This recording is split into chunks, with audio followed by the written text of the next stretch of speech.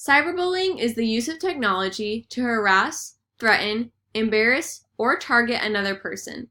This mostly occurs with young people. Many kids are reluctant to report being bullied, so it's hard to tell how many are actually being affected.